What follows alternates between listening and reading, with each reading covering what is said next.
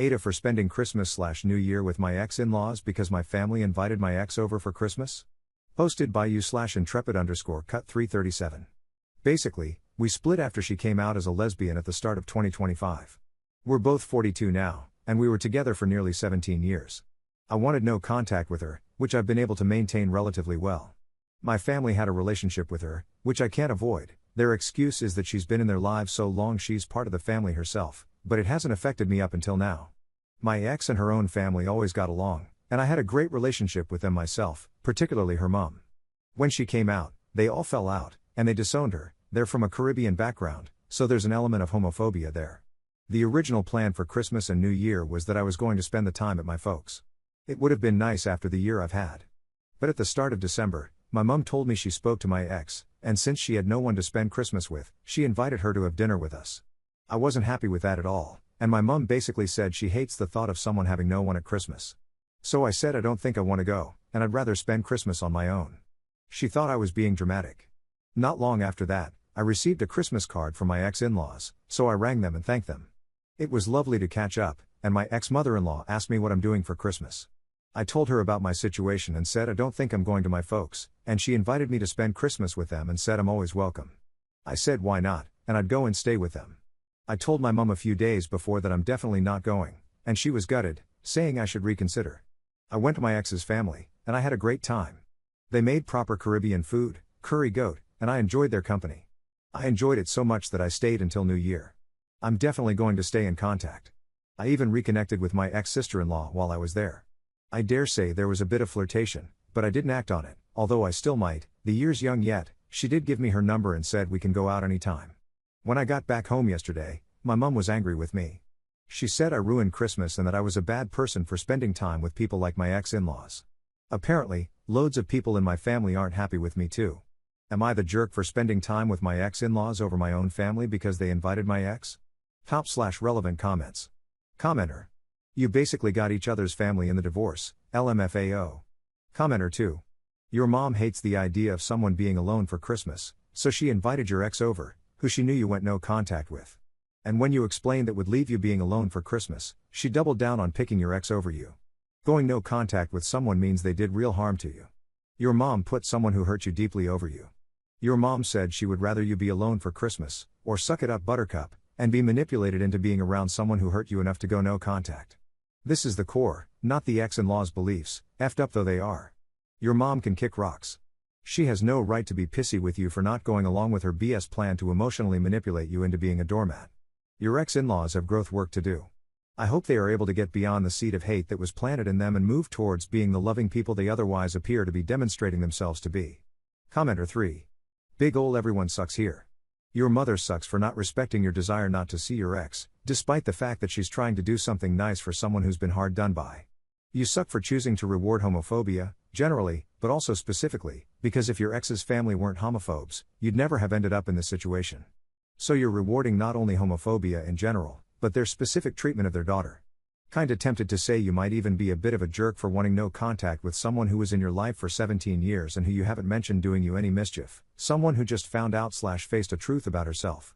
But without knowing the specifics, I'll hold off on that. For all we know, she was a jerk about it.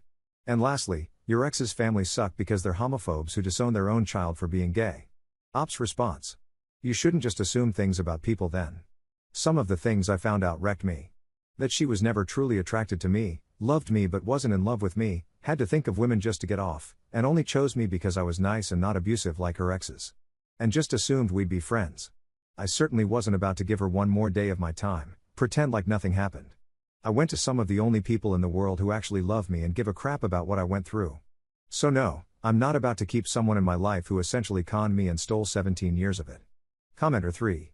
Can't help but notice you addressed the one point I said I would hold off on, and ignored the rest. Ops response. Because that one point annoyed me, that I might be a jerk over our breakup when you didn't know anything about me or her. I don't have anything to say about the rest, it is what it is. Okay, I'm a jerk, fine, I'll take it. I'd rather be a jerk than lonely on Christmas Day. Update 6 days later. This week, I had some missed calls from my cousin's daughter's number, second cousin? Not sure of the technical term. Her and my mom are close, and she was like a little sister to me as a teenager, as she looked after her for her mom when she went to work. So I rang her back and she went off her head at me, calling me every piece of crap under the sun. I tried to give her my side, she wasn't having any of it, so I basically told her to F off. She blabbed to her own mum, who then sends me message after message on her social media about how I spoke to her daughter, a effing 30-year-old woman no less, and how I'm treating my mum. I just blocked her. I'll probably hear about it soon enough. She's a narcissist who lies to make herself look better, so will no doubt spin it to my uncle, other cousins, and everyone who'll listen. I don't care, if anyone else says crap, I'll block them and cut them off and all. It's obvious there my mum's been talking crap about it, so I basically rang her and confronted her. She admitted it, that she told people because she was hurt. I said basically she has no idea of the word, and she, my dad, and ex hurt me more than anything I could do to them. I told her I don't want to talk anymore and don't bother ringing me, I won't bother ringing her. I got some texts later on from her, really long ones, and I just deleted them without reading and blocked her number for now. Since I haven't been speaking to her, not just this week but since Christmas, regularly, I've been so much less stressed. It's made me realize how much I'm leeched off by her. For all my adult life, she's rang me twice a day and we speak for at least half an hour each time. Well, I say we speak, it's usually a case of her talking and me listening. And it's all trauma dumping too. The past few years it's been worrying about my dad, worrying about her health, worrying about the dog, crying about certain cousins who died, even talking about how she thinks she's going to die. Effing twice a day, I've had it for years. Ironically, my ex used to say I deserve a medal for putting up with it for so long, and now she's up their asses. How does that work? Despite this situation being crap, I feel like a burden's been lifted. I heard from my ex-mother-in-law. I wished her Happy New Year and she messaged me back and we've been texting back and forth. It feels like a genuine conversation, like someone who actually cares about what I have to say. She said I'm invited to her birthday due in March and I am going to go. I know that won't be popular with you who say I shouldn't be in touch with bigots or the like, but they're the only people on earth at the moment who care about me and I dare say love me, so I'm not about to give that up and be on my own. I've also messaged ex-sister-in-law back too. We've spoke a bit and she's not looking for anything serious as she's just got out of a bad relationship herself, so it'll be a casual/FWB thing more likely. Suits me, as that's where I am too. We might hook up soon actually, not gonna lie, very excited by the prospect. Top/relevant comments. Commenter. Of all the people in the world, you're going after your ex-sister-in-law? You're asking for drama. Commenter 2. You're trying to sleep with your sister-in-law and think you're a victim? You're even hanging out with her family, but making a huge fuss about her hanging out with your family? Her family disowned her, and your family are there for her. What's your problem? You sound like an idiot. No wonder your relatives think you're a jerk. Ops response. More that people have a problem with me being close with her family, yet think it's okay for her to steal mine. My problem is that my family weren't there for me, yet they were there for someone who ruined my life essentially. If I'm a jerk, it's because I've been raised by jerks. Commenter 3. Hooking up with ex-sister-in-law isn't a good idea. Heal yourself before stepping into a new relationship, though. I don't know whether your ex was always a lesbian and married you to appear normal, or discovered later that she prefers women. Either way, it's a crappy situation to have given 17 years of your life only to be tossed out like you didn't matter. Her sexuality is not in her control, but being honest and open about it with you was in her hands. Sadly, it didn't work out. The worst thing is your own family choosing to be for her. While I understand that she got disowned by her own family, it's so wrong to not care about your own child first. Seeing how your mother is, I can think she thrives on a mixture of being glorified as the best person and martyr for having gone through so much in life, both ways to gain attention. Do you realize that maybe your ex's family must be doing this not out of care for you, but to send a point to her or hurt her intentionally to show what she is missing out on? Temporarily, it may feel good to enjoy their company, but be aware that they may not care for you. And blood is thicker than water. They might forgive her one day. What will you do then? Find your own tribe. Start afresh. Neither family is good to repair your hurt feelings.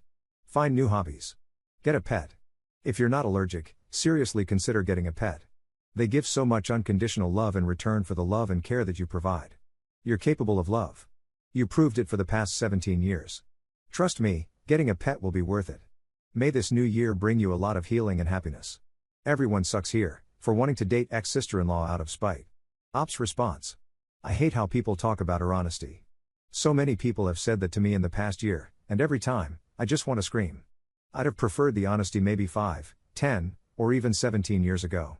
They may not care for me, but you know what, I feel loved in the moment. It's probably about the least lonely I've felt in ages. I had a pet, a little cat I loved. She took it. I never want to go through that again. Commenter 4.